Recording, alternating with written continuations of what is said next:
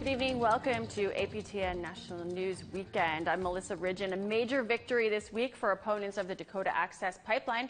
A United States judge ruled a proper environmental impact study was not completed on the pipeline and ordered oil running through it be halted. The fight against the pipeline has been going on for more than 4 years. Of course, in 2016, a massive gathering in support of Standing Rock Sioux tribe captured the world's attention. Dennis Ward has more. 4 years ago, a gathering not seen in generations took place on the banks of the Cannonball River on Standing Rock, Sioux Tribe territory. The fight against the Dakota Access Pipeline brought together thousands of Indigenous peoples and allies from around the globe. That movement is celebrating today as a court decision has ordered the flow of oil through the pipeline to cease. Following many legal twists and turns, a U.S. court judge has ruled the pipeline carrying oil under Lake Oahe must cease operations. The court found the U.S. Army Corps of Engineers failed to produce an environmental impact statement. The creation of an EIS is expected to take at least 13 months. The court ordered the halt of oil to begin within the next 30 days. In a statement, Mike Faith, the chairman of the Standing Rock Sioux tribe, called this a historic day for the tribe and those who supported the fight against it. 4 years ago, the Obama administration had denied the permits for the pipeline and ordered the Army Corps to do a full environmental assessment. But on his second day of office, President Donald Trump reversed that order. Kevin Kramer, a Republican senator for North Dakota, released a statement saying, quote, "Shutting down the Dakota Access Pipeline would have devastating consequences to North Dakota and to America's energy security. This terrible ruling should be promptly appealed." Energy Transfer, the owner of the pipeline, says the court ruling is not supported by the law or the facts.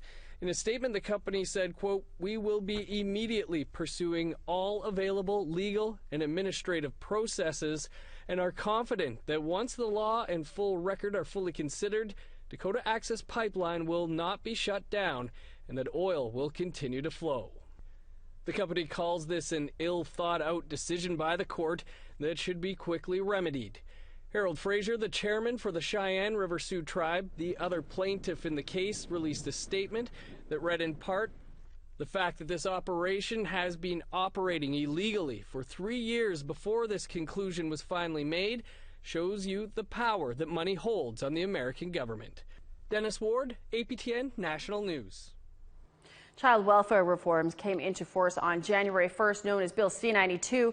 It's to begin the transfer of child welfare to Indigenous people, but the criticism has always been that there was no funding attached. Indigenous Services and the Assembly of First Nations agreed to begin talking dollars on Tuesday. As Todd Lamoran reports, both parties want the status quo to be a thing of the past.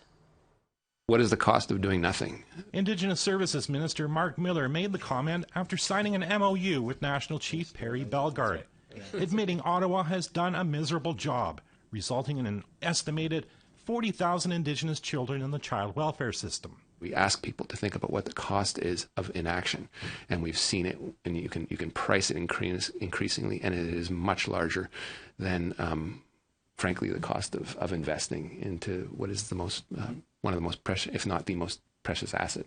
The signing will result in a joint fiscal table to identify the budget needs in order to implement C-92, the Child Reform Act.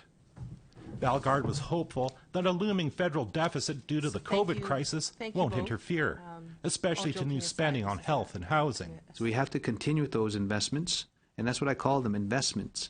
And even in spite of COVID-19, these are things of getting basic fundamental human rights and getting First Nations people to the starting line as the rest of Canadian society. Minister Miller was reminded that not all provinces are on board.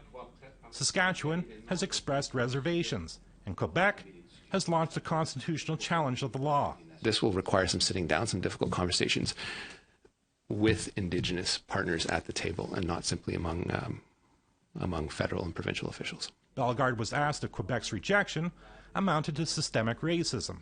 He disagreed and said it was a province trying to protect its jurisdiction from an Indigenous one. In C-92, First Nations law is paramount. It's clear. And that's the first time that other governments have recognized that First Nations law is paramount, above federal law, provincial law, when it's developed. but now it's implementation time. Miller did not say when full control will be handed over. Now that will vary from community to community. It's not something that will happen overnight or at a set time point. This will take many years. Miller says an ask for funding for the next fiscal year has occurred. His office could not confirm if that will be revealed during Wednesday's federal fiscal snapshot. Todd Lamarand, APTN National News, Ottawa. The Green Party and an Ontario senator joined forces on Wednesday asking for an inquiry into how so many police calls to conduct wellness checks can result in deaths of those they're checking on. Jamie Pashagumskum has more. Chantal Moore, Regis Korchinski-Paquette, Dondra Campbell, Ijaz Ahmed Chowdhury, and Rodney Levi. May read a list of people recently lost to police violence. Most are people of color. She focused in particular on the death of Chantal Moore, who died a month ago.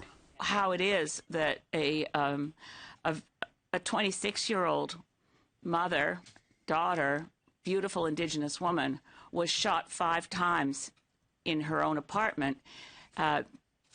Those questions cry out for answers. To that end, May and Senator Kim Pate suggested an immediate investigation into Moore's death. But also the death of many others, the deaths of many others, and a quick and a vital decision by the federal government about how we will implement meaningful, transparent, effective oversight of policing and corrections in this country. Moore died when police responded to a wellness check. Green Party MP for New Brunswick, Jenica Atwin, is close to Moore's family, and she wants answers now. I joined the call for a swift investigation. We cannot wait, over a year for any sort of answer or response on this, because the families are waiting. They have lost loved ones, and we owe it to them as parliamentarians and senators and people in government positions to lend our voice to this cause. May said police are not the right people to send to people suffering mental health issues. May and Pate are pushing for a Senate inquiry to look into wellness check deaths. The shootings are being investigated by Quebec's Bureau des Enquêtes Indépendantes. But May says their process is too slow. The Quebec BEI has said that they think they won't have answers for at least a year. The coroner's inquests are being postponed until we have answers from the BEI in Quebec.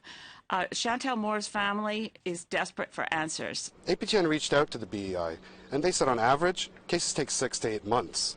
May feels that the Senate will be able to get answers faster, but they don't resume sitting until September. Jamie Pashagumskum, APTN National News, Ottawa. This has been yet another week where police violence against Indigenous people is making headlines. In Saskatoon, the Federation of Sovereign Indigenous Nations held a press conference with the Evan Penner family, whose violent arrest was caught on video, sparking outrage across the country. Priscilla Wolf has more.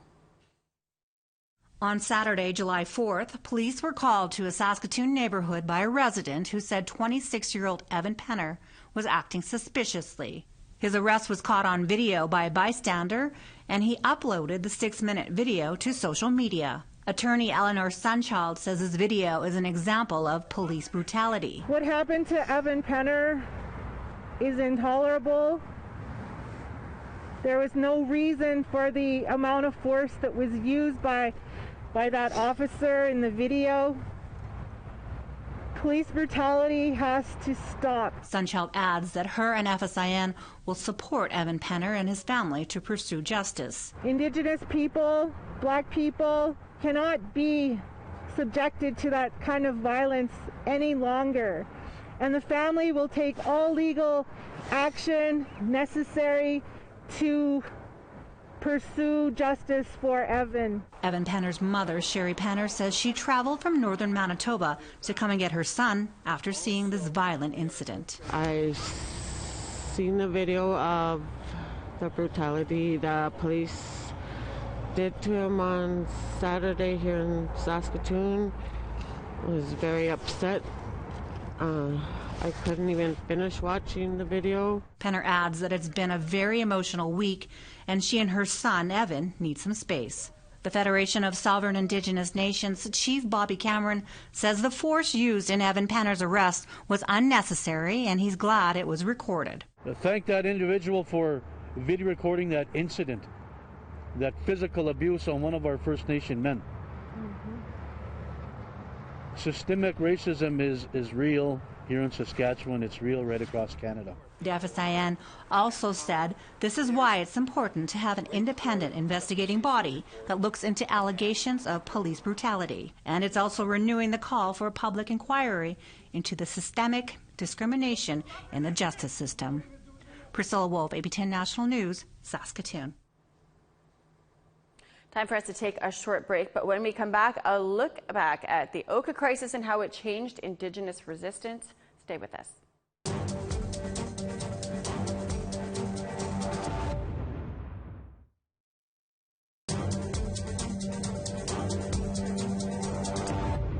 Welcome back.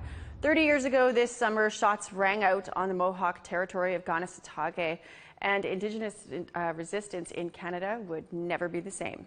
The Mohawk Resistance of 1990 lasted 78 days, and over the course of this summer, APTN is going to look back on some key dates in that Oka crisis. In the words of the people who were there, tonight the Mohawks of Kanesatake and SQ and the start of a long, hot summer. Here is In the Pines. This is our homeland. This is where we were put by the Creator. We weren't put in Europe. We weren't put nowhere else. We were put here.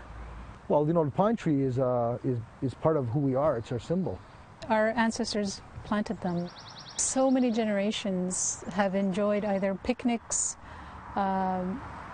picking berries, picking medicines in the pines. They're a place that has meant peace for us. In late 1988 into 1989, the word was leaked out. There was secret work being done and plans being made in the village of Oka with the golf course and other developers to expand the golf course. Everybody in the community started discussing, they want to cut the pines, and it's really like precious to everybody. If this all goes, then we will go with it. Part of the plans included the exhumation of our dead in our cemetery. Not a cemetery over here is over 300 years old easily. We've been burying our people there for a long time. People don't even remember when they started. That's how old it is.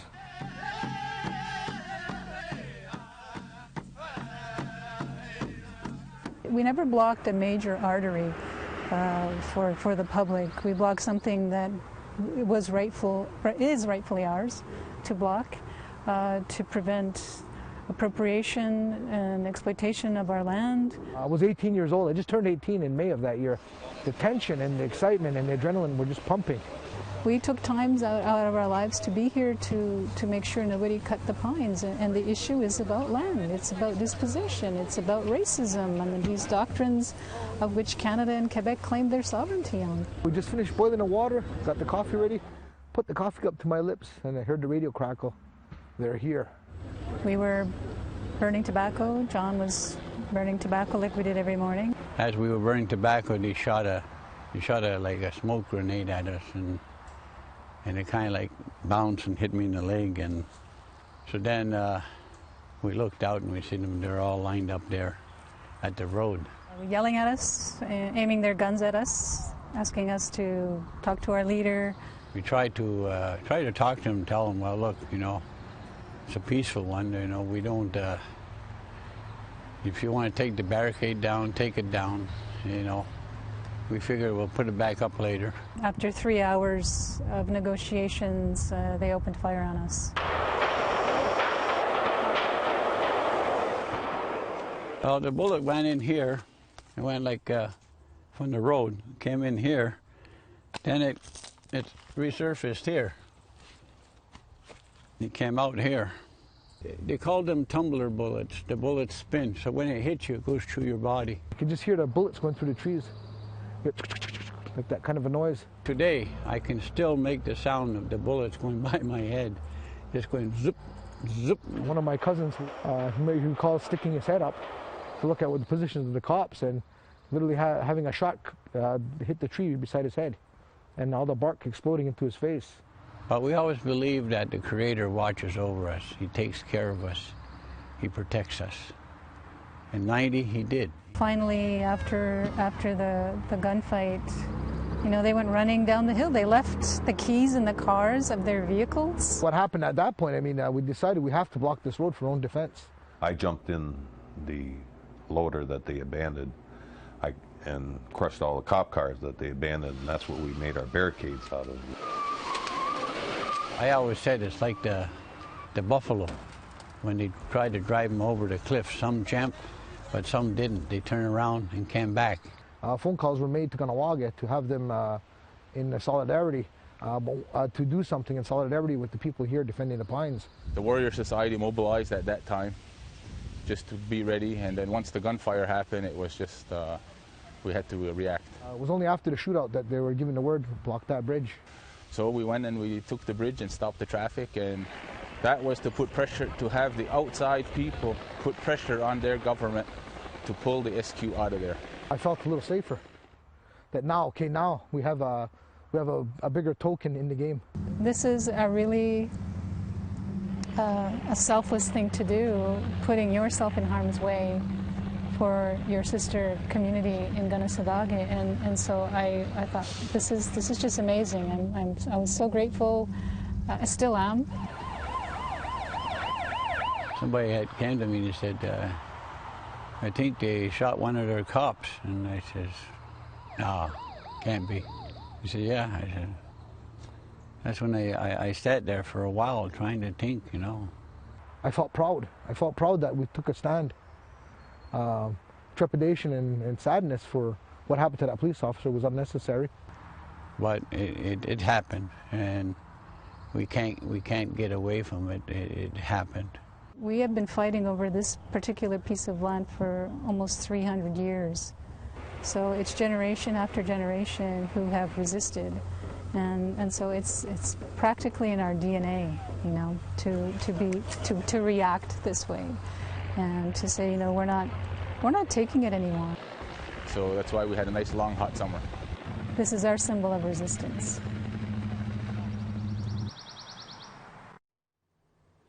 Great work there by our Tom Fenario. It's time for another break, but still ahead, a Métis community that was burned to the ground to make room for grazing cattle back in the 1930s. COVID's canceled the annual gathering at that former town site, but the former residents and their descendants are keeping their community spirit alive. We'll talk to one of them. Stay with us.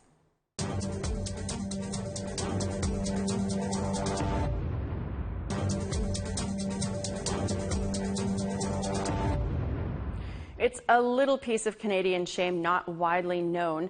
A Métis community near the Manitoba-Saskatchewan border was burned to the ground in the 1930s to make room for grazing cattle, but the community without a town still thrives. We visited there last summer for its 80th gathering. Take a look.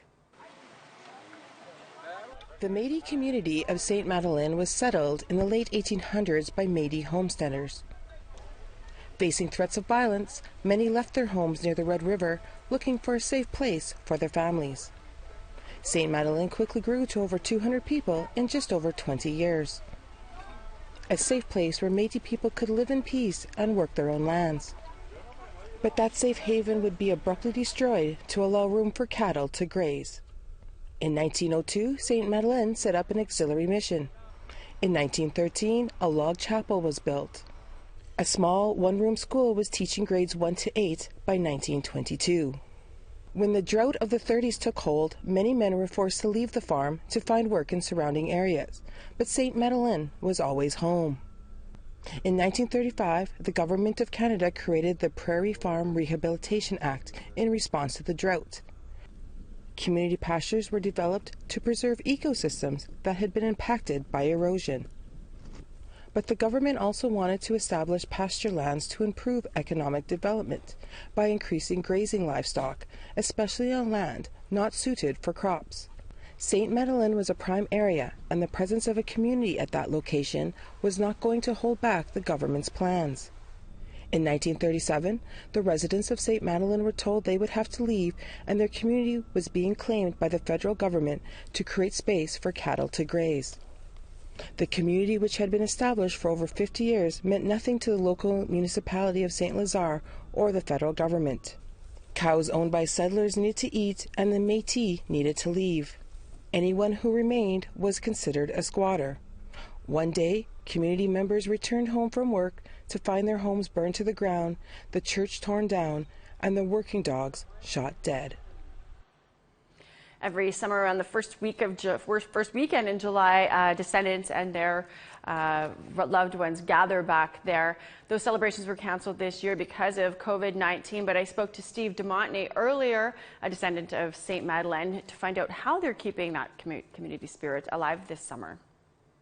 So, Steve, the cancellation of Madeleine Days because of the COVID-19 pandemic means that the community, the former residents and their descendants can't gather this year as one big group. But there's still people like yourself making their way there. Can you share with us how it feels when you're out on the land, what everybody goes out there to do? Yes. Well, the way I feel, home is where your heart is, and we grew up as children in Fulliard's Corner, a small community across from the Gambler Reserve. We're descendants of St. Madeleine, and we've always frequently visited as children, and we still go back today. We have a cemetery out there right now, and we still use a cemetery. Probably, several different families are burying loved ones out there every year. Well, 2 weeks ago, I was just out there camping, and it was pretty much the same. Families are always going back home to take care of graves and visit the old sites and that. So it's where we are. You've been inspired throughout your life to write about your connection to St. Madeleine. Tell us a little bit about your writings, what you write about. Yes. Depending on the mood, I write when times are trying, usually. And in 2016, there was hydro development coming south of St. Madeleine. So I wrote this peaceful, emotional story to reminisce about the way it felt back, the way I feel about the connection and the future prospects or hopes for the area. I've been fortunate that you shared some of those writings with me, and I have to say I was very touched by them after having been to St. Madeleine to see the people and their connection to that community. So thanks for sharing those with me. You're among the many people who are connected to St. Madeleine who'd like that pasture land returned to the Métis. If you had a perfect world, what would happen with St. Madeleine? In a perfect world, the land to be returned back to the people to have subsistence living the way we utilize the land then, and a lot of our people still utilize the land in terms of hunting area and this and that. So I mean, we're Indigenous people that have a subsistence living, and we have, under the Constitution we have the right, and I believe at one point in time, if the land were to be returned, that the people would live the way they have, with the right of choice to do so. I would love to see that turn into a village again. Thanks for taking the time to share this with us, Steve. Thank you. We're all out of time for your APTN News Weekend. I'm Melissa Ridgen. Thanks for joining us. Enjoy the rest of your weekend and stay safe and healthy.